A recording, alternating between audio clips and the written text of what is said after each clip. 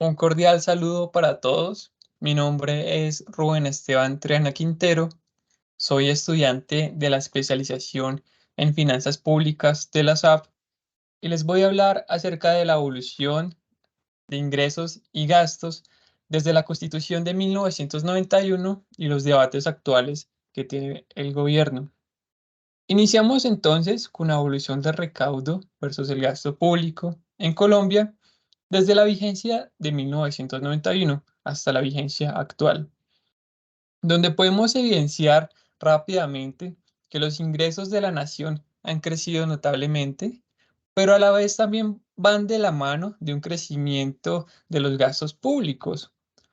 Pero hay un factor común en esta comparación, y es que a través del transcurrir de las vigencias, siempre el gasto público ha sido mayor a los ingresos, y esto nos genera un déficit fiscal.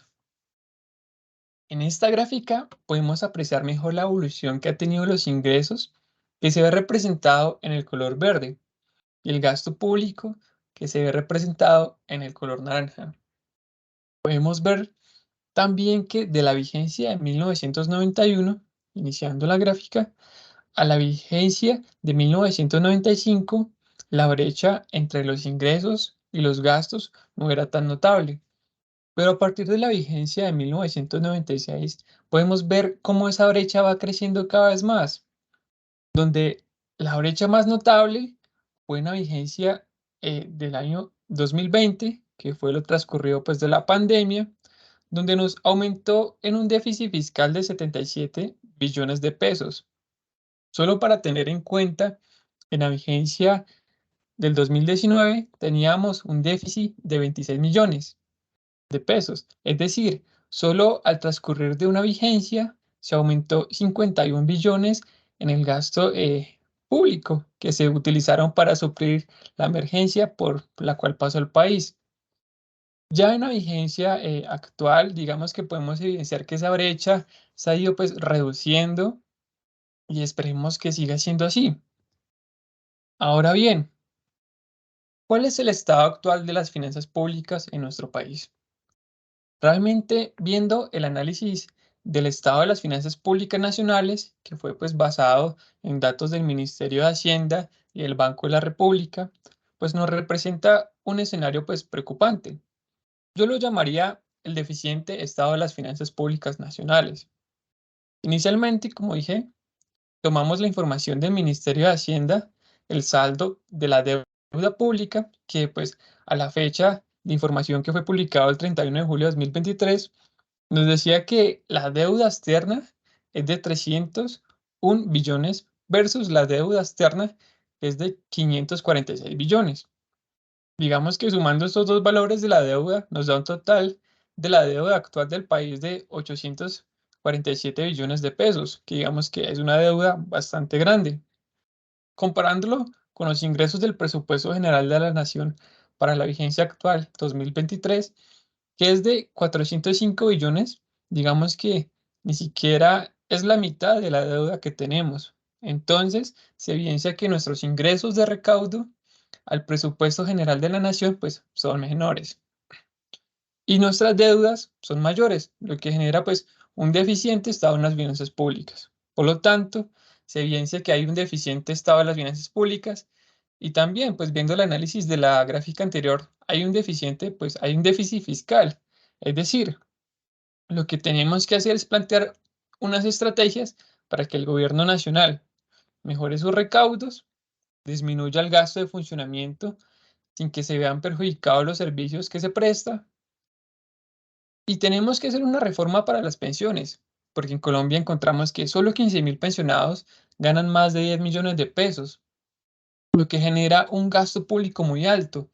Y el sistema pues, pensional en Colombia en el momento solo logra pensionar casi alrededor de 1 millón de personas. Es decir, que casi 4 millones de personas no tienen una renta en su edad de pensión y cada vez más colombianos se están quedando sin la posibilidad de recibir un ingreso de un fondo de pensiones que fue pues lo expuesto en la clase anterior de finanzas públicas.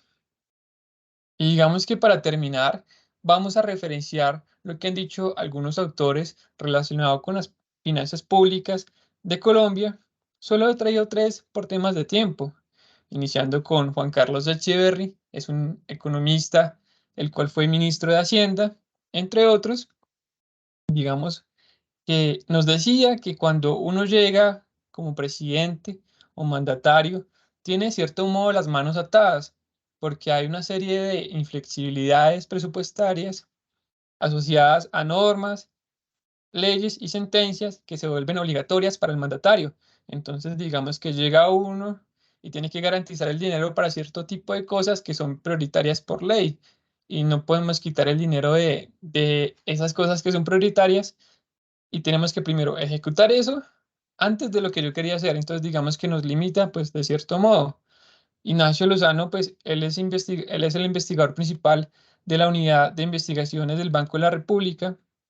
Habla que analizaron la política fiscal y la estabilización macroeconómica en Colombia, donde pues esa política se refiere a cuál ha sido el manejo de los impuestos y de los gastos del gobierno para afrontar las épocas de bajo crecimiento, de recesión en la economía y también para prevenir los problemas que pueden surgir cuando la economía pues crece más allá de los niveles adecuados.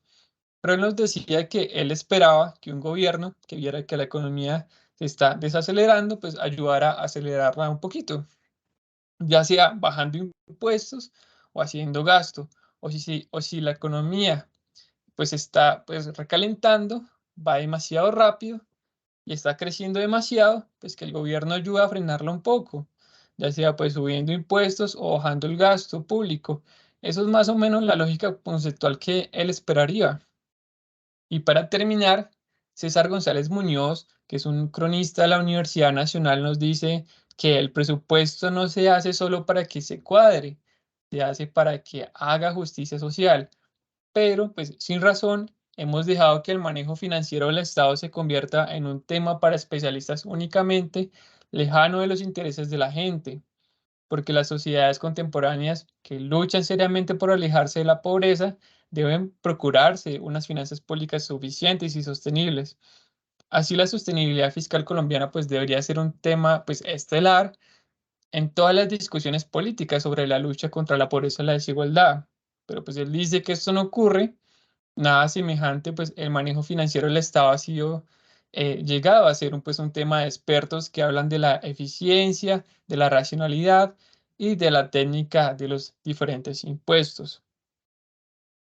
Acá está pues las fuentes que he tomado para consultar y basarme en dichos análisis y pues este fue el video del estado de las finanzas públicas y esa evolución de los ingresos versus los gastos.